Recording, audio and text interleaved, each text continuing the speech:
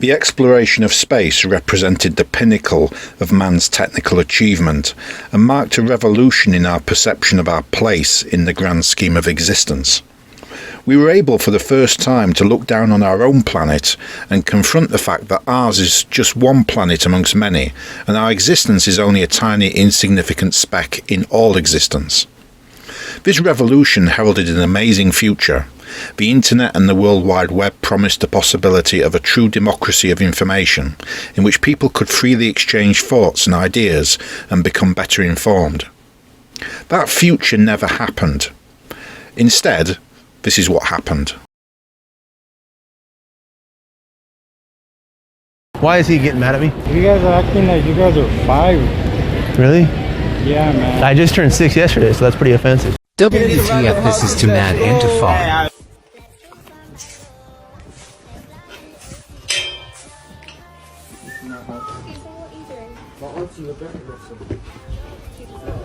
James? Come to the front door right now, please. James? James? You man from? Hello, James. We need to speak to James. James! Hi. Not James. Is this where the study group is? Study group? No. What door number is this? No. Study group. Yeah, 5:30. Come on. Come on, it's a bit more guys. Come on. Wait, this is not where the study We group got is? kids, man. Oh, you got kids? Oh, sorry. Oh, I thought this was the study group. I actually thought. And this is the study group. What the? How are you? What are you doing? Sorry? What are you doing? Taking readings. For, Sorry? for, Sorry, who are you, my friend? in the building. Oh, what is this building? Doesn't matter what are you doing? I'm taking readings in the area. Welcome back to another video. Pretty much in this video, I'm gonna be walking into mattress stores and trying to take their mattress, get some people angry. See you guys at the end of the video. Hold on a second, let me see what this guy needs. All right. Something I can help you with? Yeah, I don't know what you're scanning, but you don't need to be doing that in my store. Yeah, I saw your device. Oh, he's with me. He's with me. Yeah, I figured you guys were together, so Yeah. I think you guys can head for the door. We're just stealing this, that's all. No, you're not.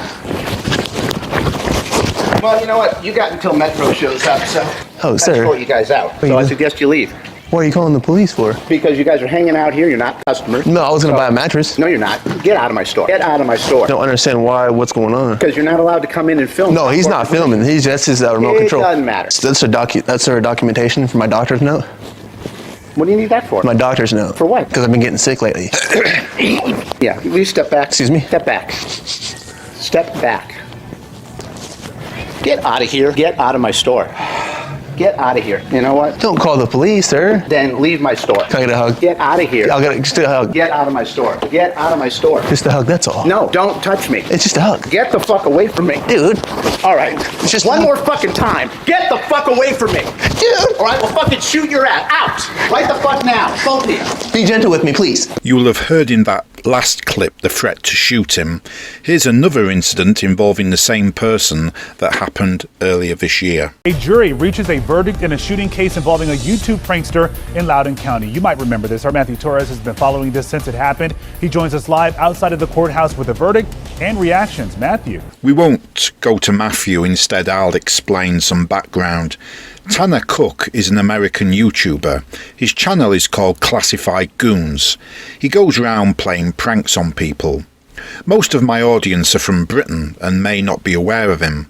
Back in April, he tried to play a prank in a shopping mall on a delivery driver called Alan Colie. Colie shot him in the stomach for his trouble.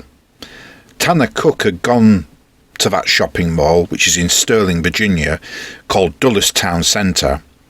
Sterling is part of a very affluent area not far from Washington DC, a very expensive place to live. Here's some footage of Tanner in the shopping mall going round playing his joke on different people and laughing with his friend before he gets to Alan Colie.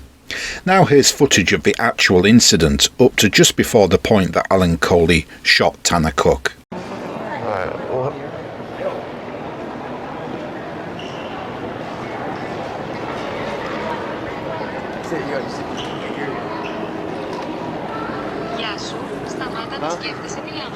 What? Hey, quit thinking about my twinkle. What's that mean? Hey, quit thinking about my twinkle. No. Hey, quit thinking about my twinkle. Get out of my face and call house. Stop. Hey, quit thinking about my twinkle. Stop.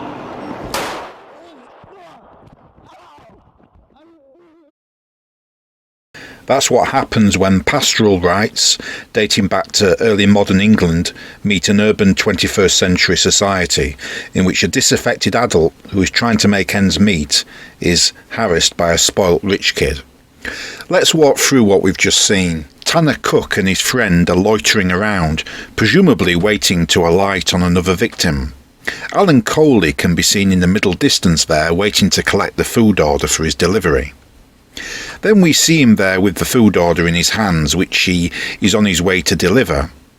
Tanner Cook and someone with him are following Alan, and you can see that Tanner is holding what looks like an iPhone or tablet of some sort in his hand. Tanner holds the tablet to Alan's face and he's playing something, a joke recording using some translation app, and that he wants Alan to hear and that is intended to annoy him. You will see that Alan pushes the phone away and is clearly very agitated and worried by Tanner's presence and what he's doing. He tells Tanner to stop and go away, I think multiple times. You can see that as Alan walks away from Tanner, he keeps his head and body turned back towards him slightly so that he can keep him in sight. I think this shows all the signs that Alan Colie did not realise it was a prank and thought it was a robbery. An important point to note is that Tanner refused to stop harassing him and just continued to follow him. Alan asks him to stop again and again, and Tanner just continues in pursuit, and eventually Alan pulls a gun and shoots Tanner Cook in the stomach. It was a single shot.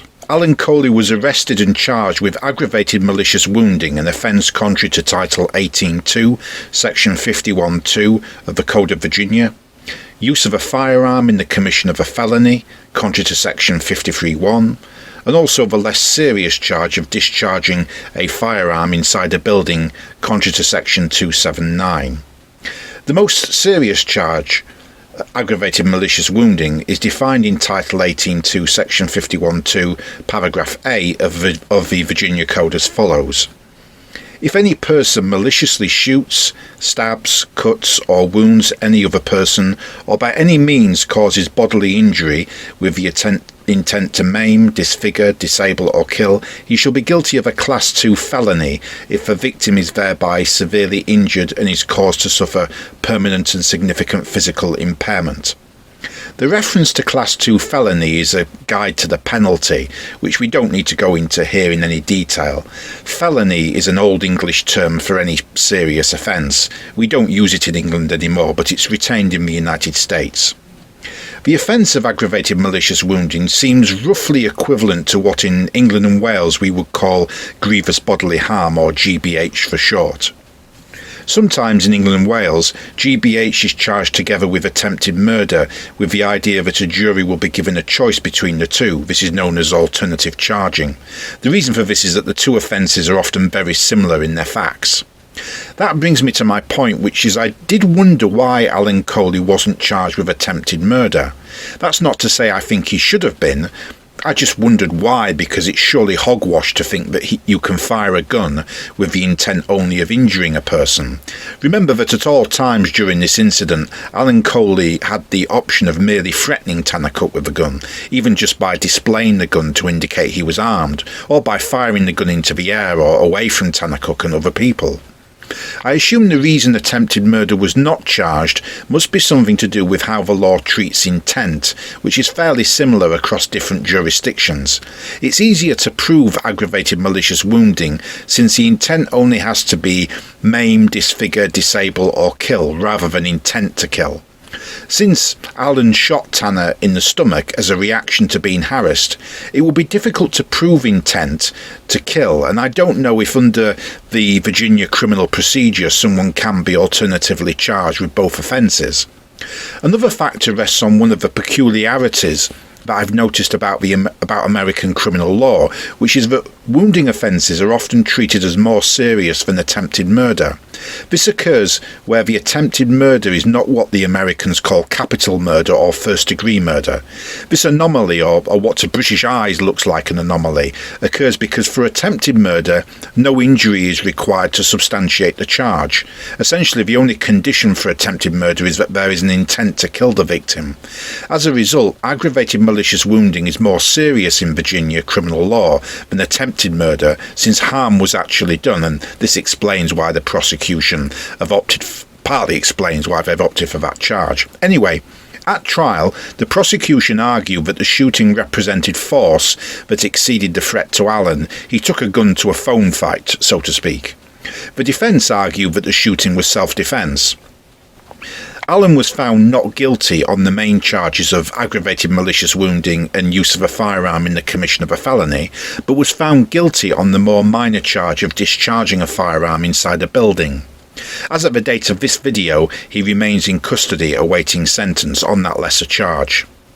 The way that Allen was charged with 3 different offences, including a lesser offence of discharging a firearm in a building, suggests to me that the prosecutor might have wanted to give the jury the option of finding him guilty on the lesser charge and not guilty on the 2 serious charges, so that at least they achieved a conviction thereby. Indeed, that is exactly what happened in the end. The question is, did the jury get it right? It is reported that the prosecutor in this case, someone called Eden Holmes, said this in closing argument. They were playing a silly phrase on a phone. How could the defendant have found that he was reasonably in fear of imminent bodily harm? To me, that shows a complete inability to understand the point of view of Alan Colie to this incident, which is crucial not just to understanding the case, but also to prosecuting the case, because his defence will be self-defence, and even if you don't accept his defence, the simple fact is that Tanner Cook was not just playing a silly phrase on the phone. I think the naivety of that from the prosecutor has to rank alongside the supporters of auditors here in Britain, who frequently make comments such as, but all he's doing is holding a camera, albeit in less serious circumstances. I think there was a political element to this case. The American criminal justice system is highly politicised, which stems from a tradition that stretches all the way back to the Dutch colony of New Amsterdam, when local prosecutors were elected, and that practice was retained by the British colonists and led to the situation throughout the United States today of local chief prosecutors who are elected and senior federal prosecutors who are political appointees, and where the chief prosecutor for the area local to this incident, Loudoun County, is elected. I believe currently it's a Republican who defeated someone who appears to have been left-leaning. Some parts of the United States even elect their judges. It seems to me that this practice distorts the original intention of the Dutch colonists, which was to impose elections as a way of preventing patronage through appointment, whereas today the elections that are conducted appear in most cases to be merely a formality that confirms a political appointment. Back to the case, Alan Colie used lethal force, so for self-defence to be accepted, the defence had to show that Allen reasonably feared for his life. Accordingly, self-defence requires a reasonable fear of death or serious bodily harm. How do we decide what is reasonable? In Virginia criminal law, the law of self-defence is rooted in necessity, and an important rule is that the necessity relied upon must not arise out of the defendant's own misconduct. For instance, he can't be in the middle of committing a robbery himself and decide that he shot a bank employee in self-defence. In that case, it would not be considered self-defence. Here we're dealing with what in Virginia is known as justifiable self-defence, which is that Allen did not provoke the assault and his use of force was not excessive. It is not essential that the danger should in fact exist. It is, if it reasonably appears to a defendant that the danger exists, he has a right to defend against it to the same extent, and under the same rules as would obtain in case the danger is real. A defendant may always act upon reasonable appearance of danger, and whether the danger is reasonably apparent is always to be determined from the viewpoint of the defendant at the time he acted. That sounds very subjective, but in law there can't be such a thing as an entirely subjective test, because the validity of what the defendant claims has to be tested to a given standard, so there has to be an objective element to the test. Here the objective element is that the jury has to decide if the defendant truly did have a reasonable apprehension of danger. But I also think it's implicit in this that if the jury decide that he didn't have a reasonable belief, the jury then has to determine whether there was any danger independent of the defendant's misapprehension, insofar as they can from the trial evidence presented. There may have been a danger he didn't know about, but that could have unfolded quickly in that situation.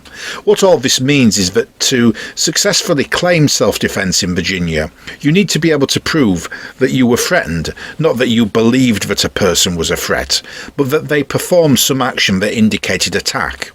That's where the reasonableness comes in. Note, however, that there is no requirement in this reasonable test for there to have been an attack or any actual danger, only that you believed there was a threat, and this belief must be reasonable. To bring all this together, the elements of a defence of self-defence are: someone attacks you, the attack was unprovoked, your response to the threat is necessary, and you reasonably believe that you or another party are facing an immediate real threat of serious physical harm or death from the attacker. What I think helped Alan Colie here is that the entire incident was filmed. Had it not been filmed and this had been someone other than a social media prankster, then his apprehension of danger would have been hard to prove in court. Another element of this to consider is the no retreat rule in Virginia. Virginia doesn't have a stand your ground defence. Stand your ground is a type of legal defence found in some US states in which the accused argues self-defence on the basis that he was entitled to defend himself with such deadly force as was necessary rather than retreat. Usually this requires that the defendant is in a place where he's lawfully present, in other words, to trespassing or anything like that. In other words, he's not trespassing or anything like that. The exact details of the defence will vary from state to state. Although Virginia does not have this defence in so many words, case law supports something very similar, which is a no retreat defence that can be invoked under certain circumstances. In an unprovoked attack, you are not obligated to retreat or attempt to escape before defending yourself. You must, however, retreat and cannot stand your ground if you provoke the attack yourself. We have the benefit of hindsight and knowing that Tanner Cook was playing a prank. What the jury needed to decide was whether a reasonable person in Alan Colie's position would have felt threatened enough to meet whatever the bar is for justifiable use of deadly force in self-defence. The entire situation was created by Tanner. Tanner himself, I think, could have been charged with an assault. Tanner chose to become a threat to Alan Colie. Alan only reacted to Tanner, attempted to get him to stop, and when Tanner would not stop and was being a threat, Alan took out his gun and shot him. The situation was initiated by Tanner's choices and actions. Alan was being followed by 3 people in all: Tanner, someone stood with Tanner, and the camera operator, which creates a disparity of force argument for the defence. Alan definitely said stop at least 3 times and tried to physically remove the phone from his face, then tried to walk away and only pulled out his handgun and used it when Tanner pursued him. This was an escalation by Tanner and the 2 men with him. They continued to follow and harass and close in on Alan Colie even though he was retreating. That's intimidation, and at that distance, when someone is coming at you while you're backing out, you have a tough decision to make.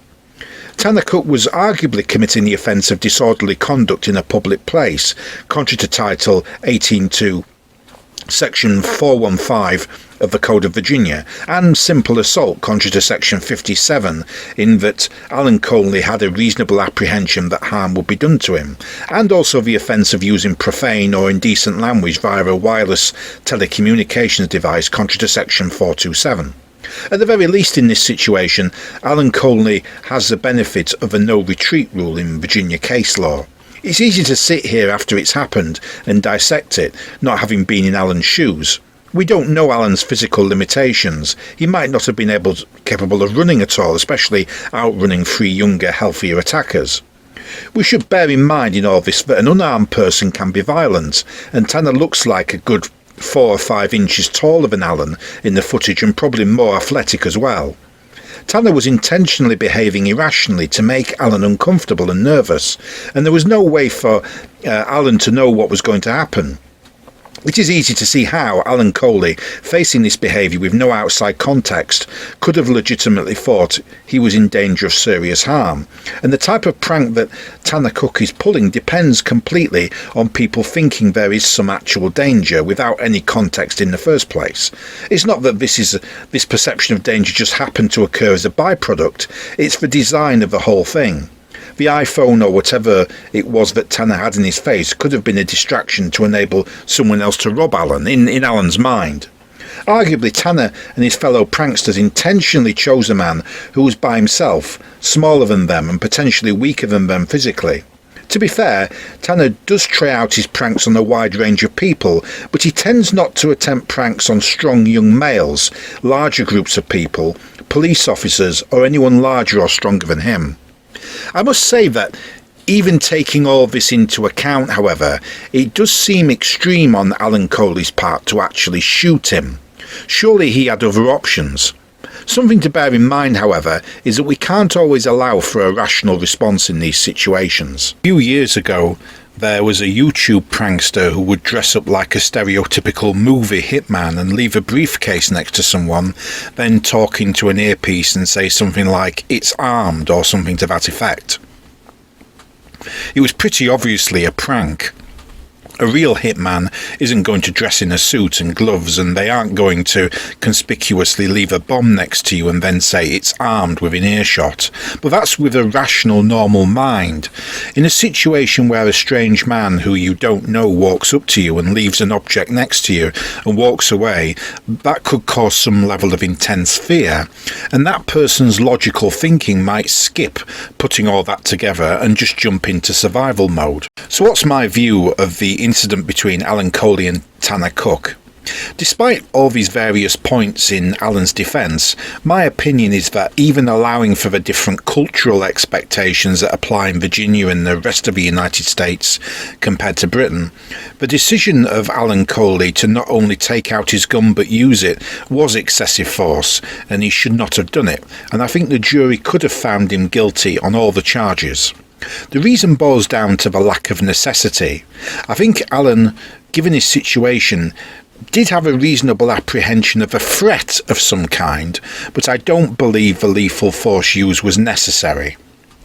To help explain my view, I'm going to show the footage of the incident again, but this time I want you to ask yourself a question as you watch it. The question is, if you viewed this interaction having no idea this was a prank, what would you expect to happen? Obviously that's a hypothetical question, and it's not the only factor informing my view about this, but thinking about that question helped me think it all through.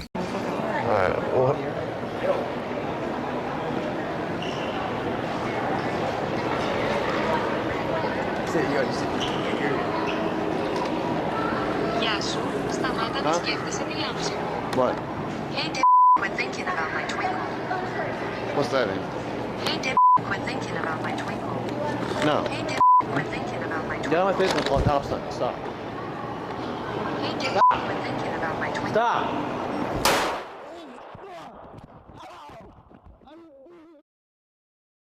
I think as the incident unfolds, it becomes obvious that this is a prank, and so what I would expect to happen is that the incident would dissipate, either because Alan Colie would just walk away, perhaps they would follow him for a while, but eventually they would give up, or he may even run away.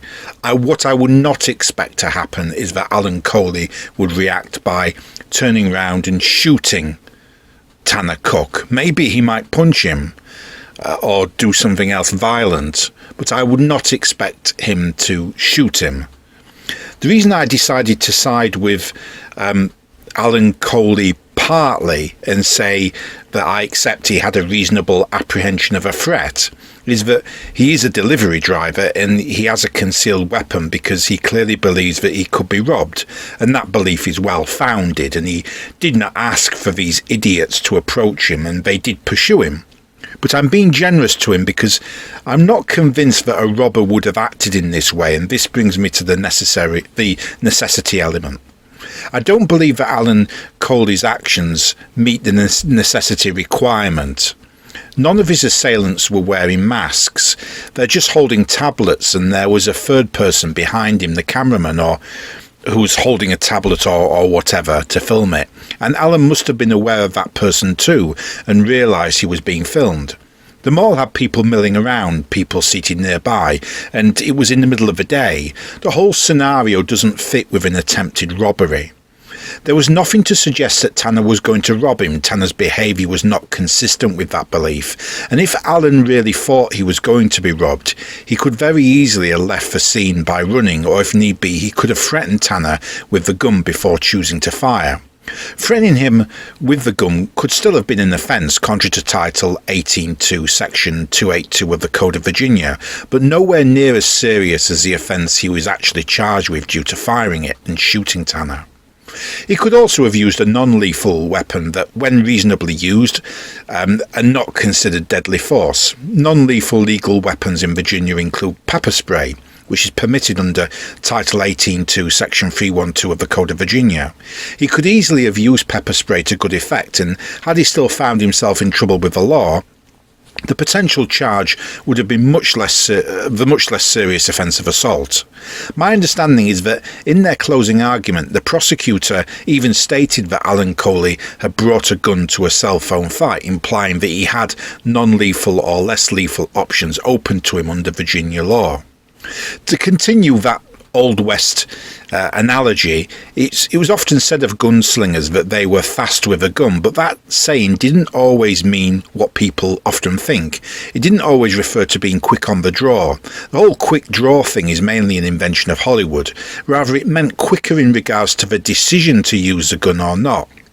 A man like Alan Colie, who was quick to go to guns before most other people, would be described as fast with a gun. I think he was too fast. I don't think that he needed to resort to that at all. It was excessive. But despite everything I'm saying, I must add that I think the jury were right to come to the verdicts that they did in the end. And I, for one, am glad that they did, and I would have voted not guilty on the most serious charges in their place, despite everything I've just said. The reason is that although Alan Colie was guilty on the letter of the law, it would have been unfair and arguably unjust to have convicted him in all the circumstances, given Tanner Cook's behaviour. By finding him guilty on the lesser charge, the jury signalled their disapproval of his actions and his rash and irresponsible use of the gun, because after all, you can never be completely sure with a gun, as he could have accidentally hit someone else, quite apart from the point that the force used against Tanner was excessive.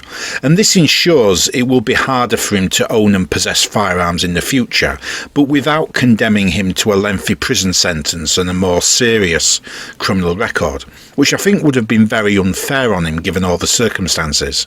I think he did do wrong, but it would be unfair to completely destroy his life. I believe this was an example of what lawyers in England sometimes call a perverse verdict. Other terms for it are jury equity and jury nullification, and though it seems to me that equity and nullification are not strictly synonymous concepts, they are distinct things, though they overlap. Nullification is a term associated with American courts, while equity is a term used in England. Nullification is when the case is proved but the jury decide to acquit the accused because they deem the law unjust or unfair in some way. Equity is when the case is proved but the jury decide to acquit the accused because, irrespective of the fairness or otherwise of the law itself, they decide it would not be fair or just to convict the accused in the circumstances. Nullification is more about a disapproval of the law, whether or not in relation to the consequences for the accused, and is often a protest in which the jury is effectively vetoing the application of the law in some sense.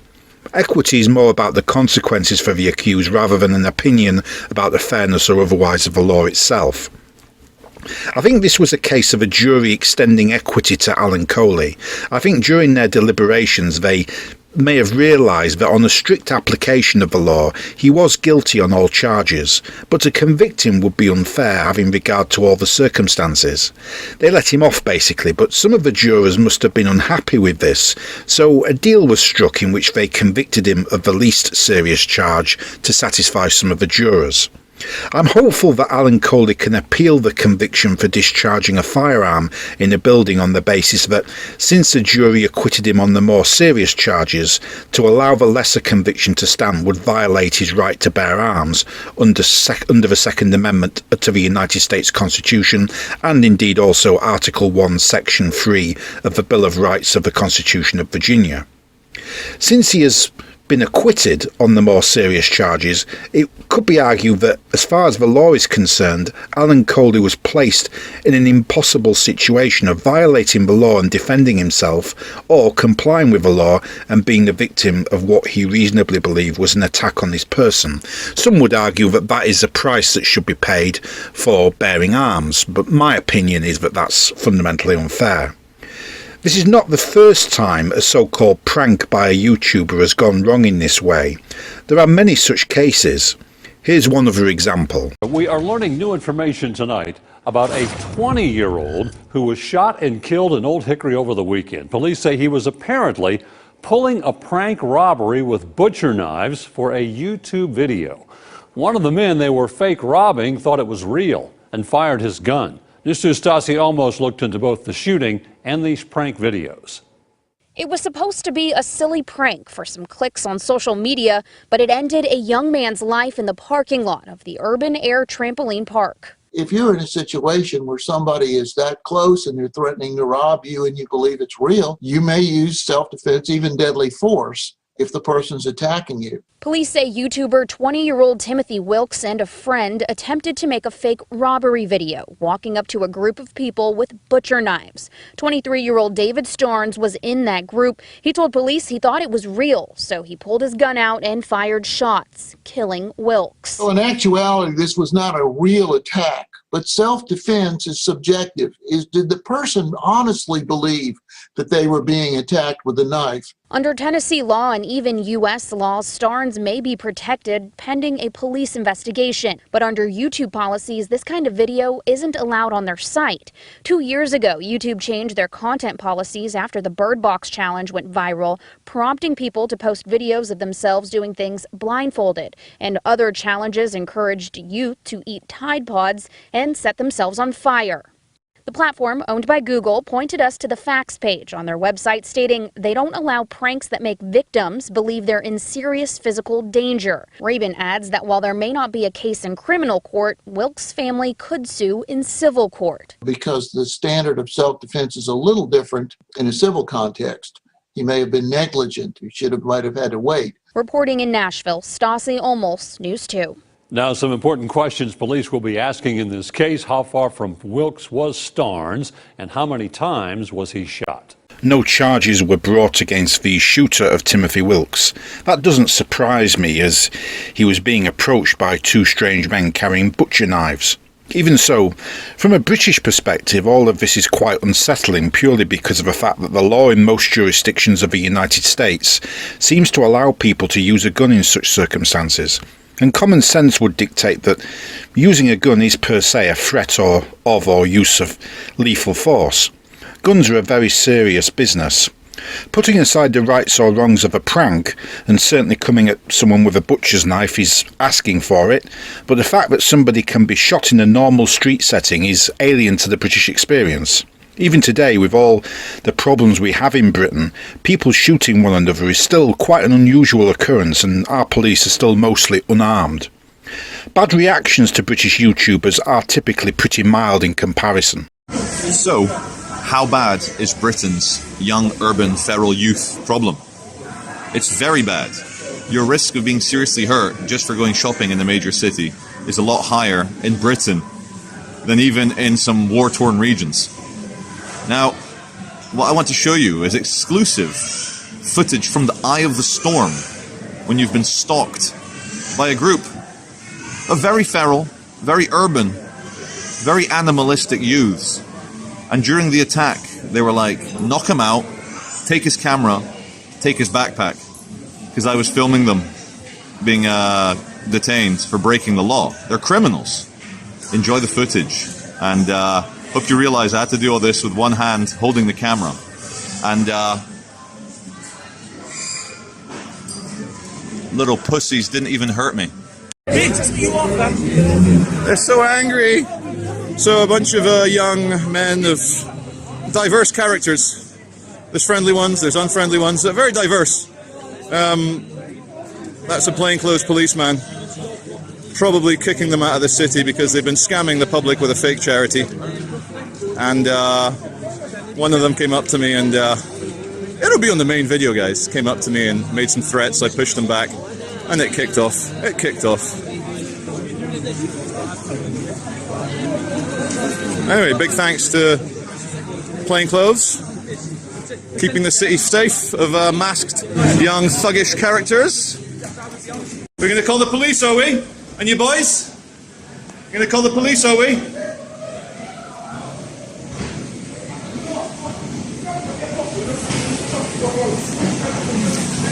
Come near me, I'll sort you out. Okay.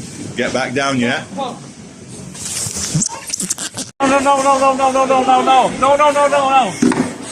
Oh, wait, oh. Fucking hell. Fucking hell, that struck. Dude, stop it. Stop it, okay. Stop it. Stop it, man.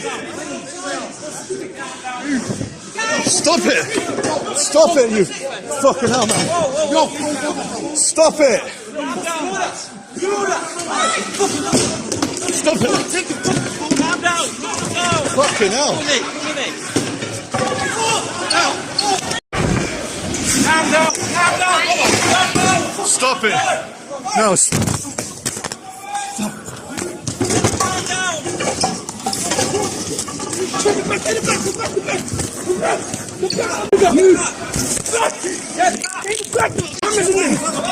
You certainly won't hear me try to excuse that attack on Charles Veach. It was an assault and his attackers should have been arrested, but at the same time he did ask for it due to his own behaviour. Here's another one which I don't know the context or background to, but I suspect he provoked. Someone stop him. Stop it, you crazy man. I'm crazy man, call the police. No, me, man. Fuck you. Oh, you need a psycho. You need a psycho. Come here. Dude. Call the police on him. Oh my God. And here's UK Meet the Tyrants getting what is coming to him.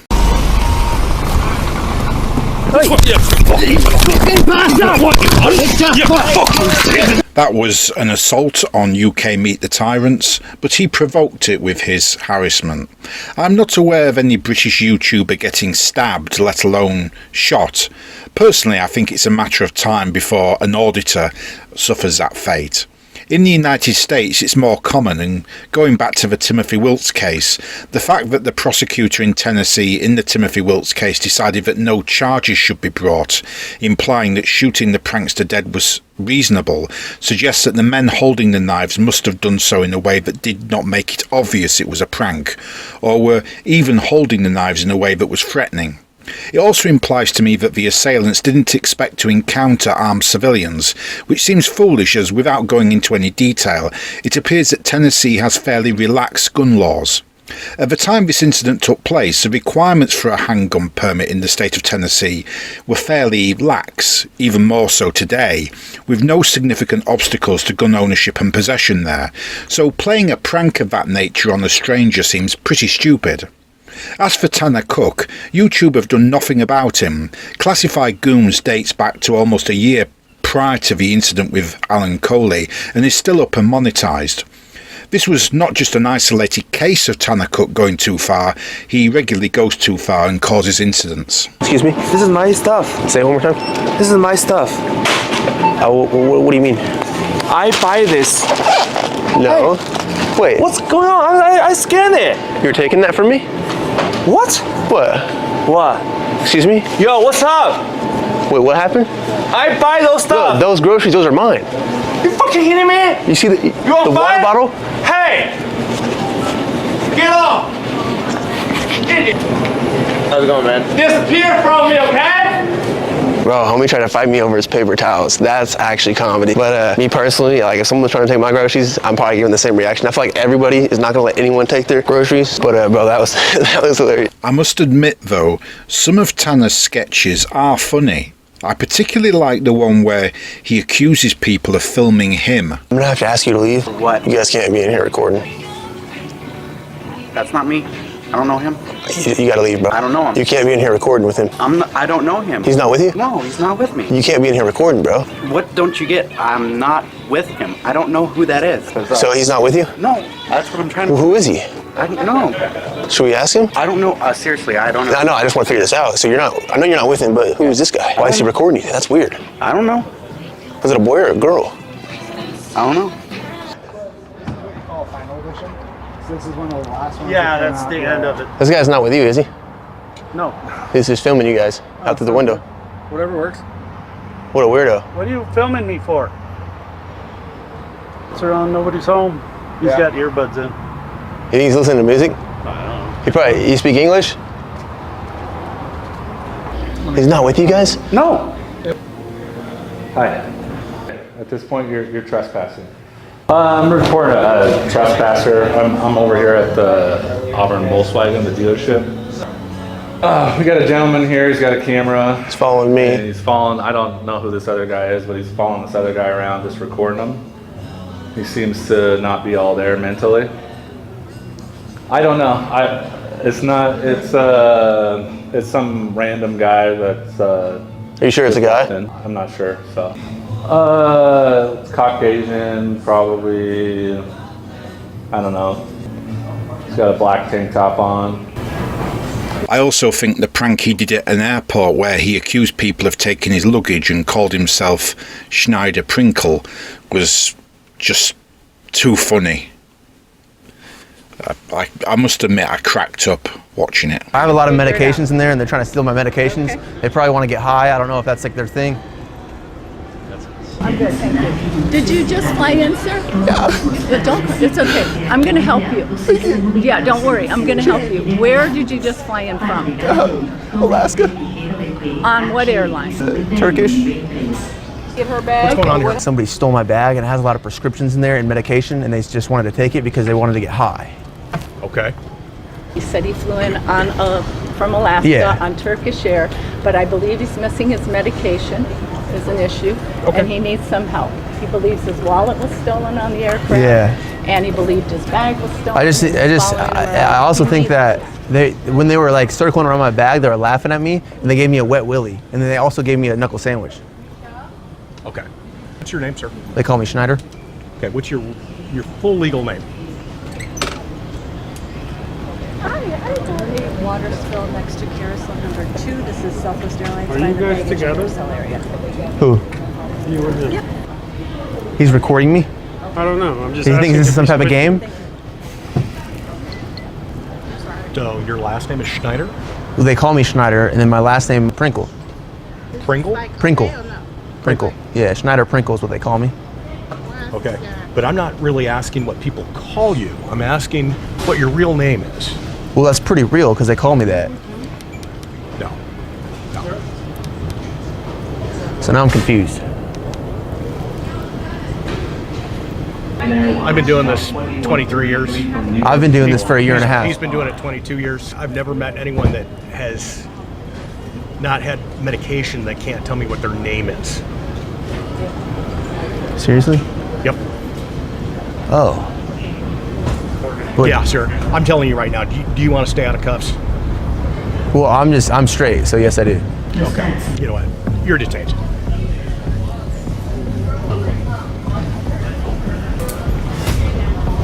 I'm not sure what's going on here, sir, but we're going to figure this out. Okay. Could it have been you that stole my bag? You're not getting on the soldier.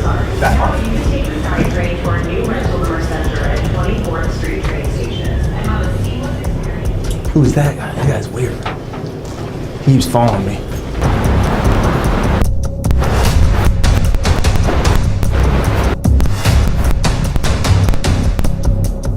Who's the guy that was with you? I don't know.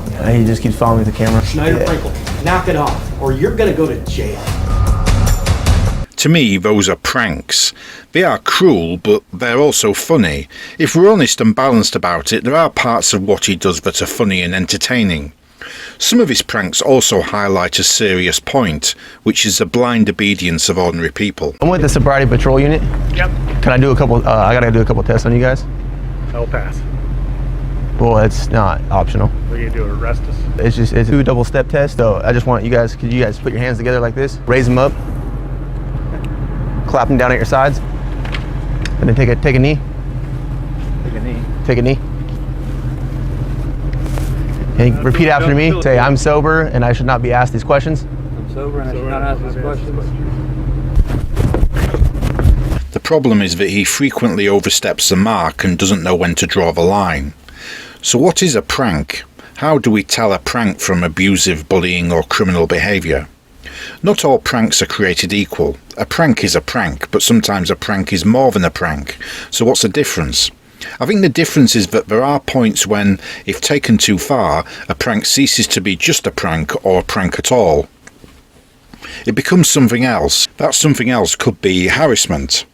The problem is that Tanner has gone too far along the continuum between pranking and harassment and other criminality, and this has happened because he has forgotten or just doesn't know the unwritten golden rule of pranking. The rule is never prank a stranger. The word stranger is nuanced. When we say stranger, we don't necessarily mean anyone we don't know. You can prank people you don't know, and someone you don't know is not necessarily a stranger.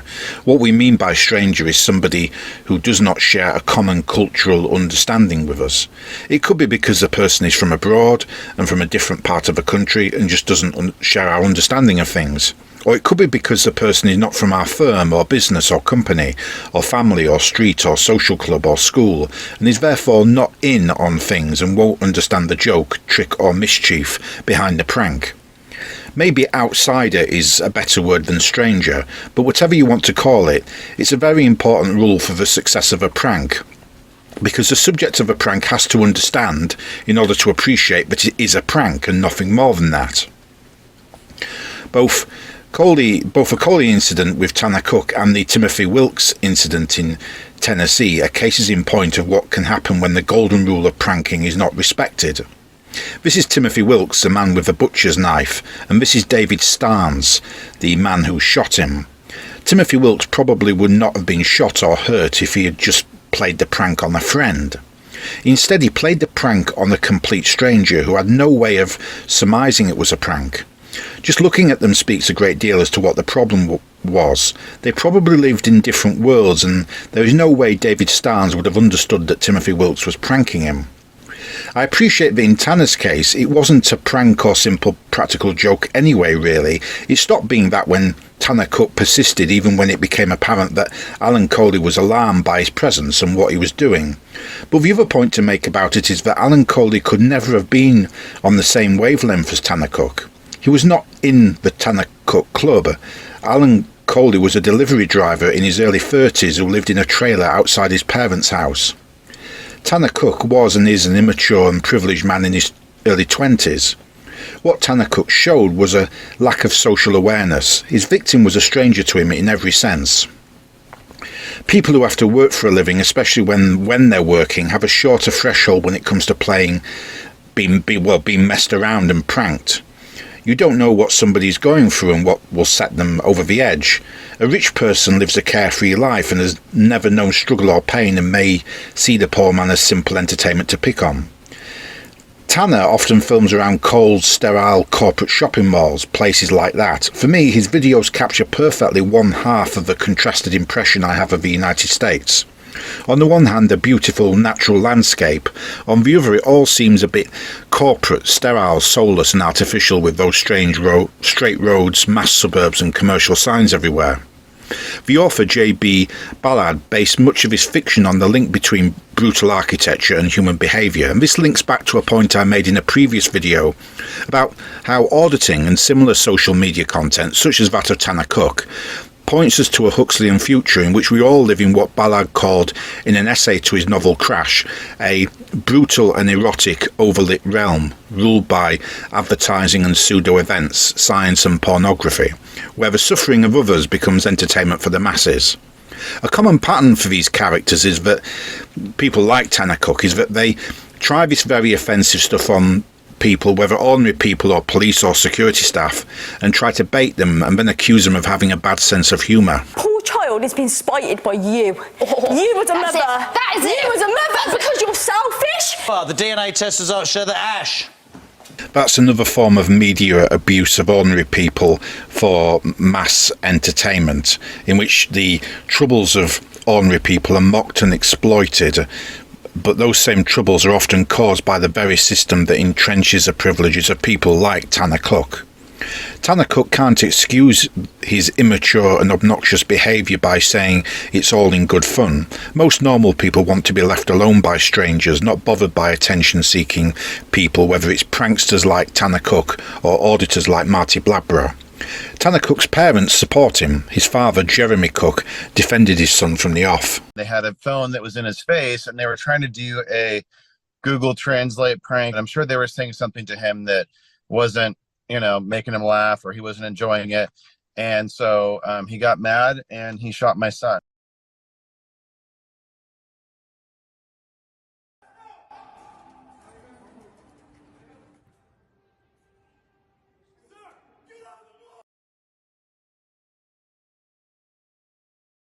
And I believe that God saved my son's life, and that he could have very easily died, and that's nothing. They were making a video in the mall and trying to have fun with people. Then after the trial verdict, Jeremy Cook gave another interview in which he said the jury had got it wrong. Absolutely, that he was guilty. The 20-second video shows that in no way was his life on the line, and he did not need to have deadly force. I think the father is correct there in the sense of the letter of the law. He is correct that it was a perverse verdict from the jury, but in my opinion it was the right verdict morally. The main point I wanted to make, though, was about the attitude and demeanour of the father. I've watched a number of interviews and he just comes across to me as a little bit immature. I think the father is the root of Tanner's behaviour. It sounds like he hasn't taught his son boundaries, perhaps because he's a bit of a kid himself. The next thing I'm wondering is, why don't the authorities do anything about Tanner Cook, anything effective, or other people like Tanner Cook? Cook's prank videos have a bit of a reputation in the Loudoun County Sheriff's Office. Tonight, the Loudoun County Sheriff's Office confirms it was aware of Cook and his prank videos weeks before the shooting. And tonight, we're hearing from a woman who says she was targeted by one of Cook's jokes. Our Matthew Torres has her story. It makes me angry. It makes me worry for our community. Max says she and her sister were left traumatized by one of his pranks at the Target in Sterling early last month. She describes them more as harassment. We were approached by a man who was wearing a security shirt. He came up to my sister and I and stated that there was a known stalker in the Target who he noticed had been following us. He said he's gothic, he is wearing dark eyeliner, dark lipstick. We look over and we see the gothic gentleman standing there staring at us. She says that security man helped walk them to the checkout line as the so-called stalker kept following them. The next day, she reported what happened to Target in the Loudoun County Sheriff's Office. She claims it was Tanner Cook posing as the security. You guys are... I'm not looking. And wearing the same fake security shirt seen in his recordings inside other Targets. Her experience was never posted on the channel. The intention, in my opinion, is he's trying to instill fear, and it worked. Alan Colie is accused of critically shooting Cook while he was playing another prank at Dulles Town Center. The Loudoun County Commonwealth's Attorney's Office says it's investigating evidence and looking into possible charges against Cook. He doesn't live in Virginia but came from Nevada, according to his father. This incident was 3 weeks prior to the Dulles Mall shooting. Again, had he been approached, held accountable, maybe his lesson would have been learned. It looks like the police and the wider criminal justice system may have been negligent or not taken complaints about him as seriously as they should have done. As far as I can tell, Tanner Cook has still not been made accountable for his actions or learned anything. He's still being paid by YouTube for his content, and he's morally supported by his family. We have to be careful about relying on accounts from people who knew Tanner Cook in the past, but some people do say he was a school bully. Psychologists tend to pathologise bullying and come up with elaborate explanations for why people engage in bullying behaviour, such as low self-esteem and so on. Personally, I think the root of it is abuse in the home at the hands of parents, and the sadism and aggression shown by the bully towards others is essentially displaced aggression, because if you think about it, a child who is abused cannot bite back against the abuser, who is an adult, so he needs an outlet for his shame, resentment and built-up anger and aggression. The outlet are his victims. In the case of Alan Colie, it means prison and a criminal record. Opinion about his content on YouTube. Do you agree with it? I support Tanner in whatever he decides to do, and I'm going to continue supporting him. I don't think we can blame a mother for standing by her son. That's what you want from a mother. Regardless of the outcome, you know, the jury's the jury, and we totally respect how our law plays out, and this was the outcome today, and we respect that. Yeah, Tanner. Yeah.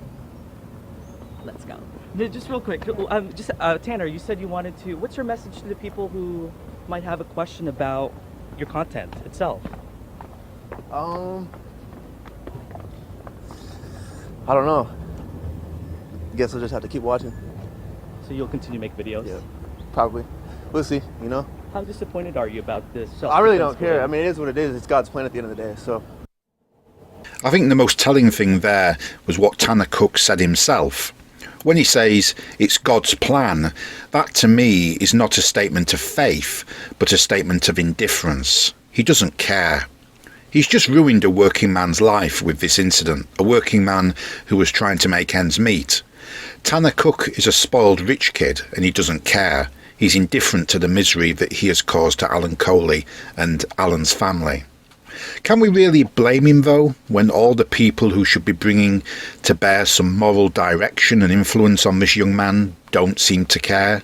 His parents don't care. They've not taught their son boundaries or social awareness, and have not given him the skills to understand how to deal with consequences and take responsibility for his own actions. The police don't really seem to care all that much. The fact he brought his mother with him to court speaks volumes. Tanner's other mother, YouTube, don't care either. YouTube are paying him money for doing this. YouTube can talk all they want about their right-on values, as well as freedom of expression, but it's all corporate flannel. YouTube is a brutal American advertising business. YouTube has no interest in public welfare or your welfare. Any claims that they do are just, as I said, corporate flannel intended to soften their public image. They don't care about freedom of expression, really. Very often, anyway, freedom of expression is the resort of the scoundrel who knows what he does is morally dubious and irresponsible.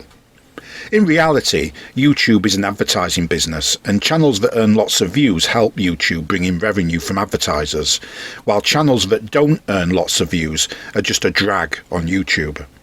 This is about money and self-interest.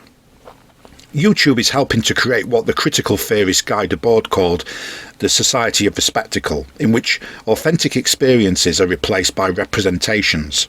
Instead of standing up for our real rights and interests and enjoying enriching forms of entertainment and education, we have people like Tanner Cook and Marty Bladborough giving us facsimiles of these things that are really just false representations of reality.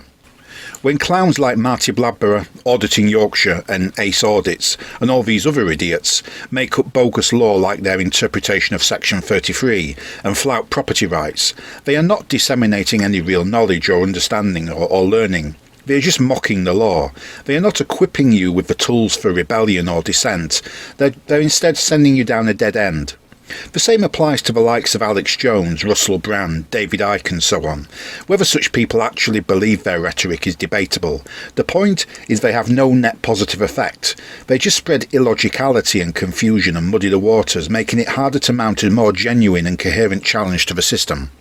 There is genuine discontent in our societies. Do these people exploit it for their own end?